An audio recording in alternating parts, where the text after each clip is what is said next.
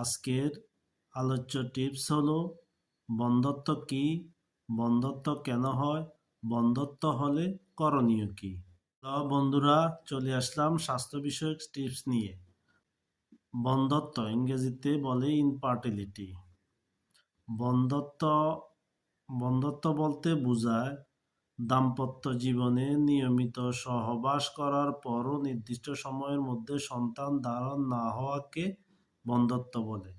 সহজ ভাষা বলতে গেলে যদি স্বামী স্ত্রী দুইজন এক বছর বা তার চেয়ে বেশি সময় চেষ্টা করার পরও সন্তান ধারণ না হওয়াকে বন্ধ্যত্ব বলে।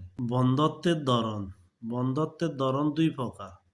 একটা হলো প্রাইমারি বন্ধ্যত্ব, দুই নম্বরে হলো সেকেন্ডারি বন্ধ্যত্ব।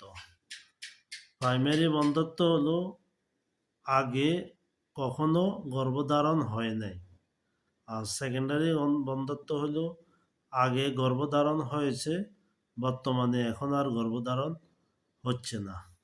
কি কারণে বন্ধ্যত্ব হয়? নারী পুরুষ দুজনের কারণে বন্ধ্যত্ব হতে পারে। নারীদের ক্ষেত্রে ডিম্বাশয়ের সমস্যা, হরমোনের সমস্যা, জরায়ুর সমস্যা, ফলোফাইন টিউবের সমস্যার কারণে বন্ধ্যত্ব হইতে পারে। আর পুরুষের ক্ষেত্রে বন্ধ্যত্বের সমস্যা শুক্রাণুর সংখ্যা কম হওয়া, শুক্রাণুর গতি কম হওয়া এবং হরমোনের সমস্যা। নারী পুরুষ দুইজনের কারণে বন্ধ্যত্ব হয়। নারী পুরুষের এই সমস্যাগুলো থাকলে বন্ধ্যত্ব হওয়ার সম্ভাবনা সবচাইতে বেশি। কখন ডাক্তার দেখাবেন? 1 বছরের মধ্যে সন্তান না হলে ডাক্তার দেখাবেন। নারীদের বয়স 35 বছরের বেশি হলে 6 মাস পর পর পরামর্শ করবেন ডাক্তারের সাথে। একটা গুরুত্বপূর্ণ টিপস হলো বন্ধ্যত্ব মানে কখনো যে বাচ্চা হবে না তা নয়। এটা বন্ধ্যত্ব হওয়ার ভালো চিকিৎসা এবং ভালো ট্রিটমেন্ট, স্বামী স্ত্রী দুইজনের ভালো ট্রিটমেন্ট করলে সন্তান হওয়ার সম্ভাবনা থাকে সবচাইতে বেশি।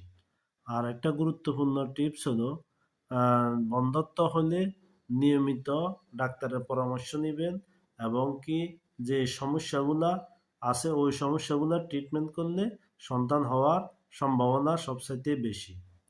বন্ধুরা, নিয়মিত স্বাস্থ্য টিপস পেতে সাবস্ক্রাইব করবেন, লাইক করবেন, ভিডিওর সাথে থাকবেন।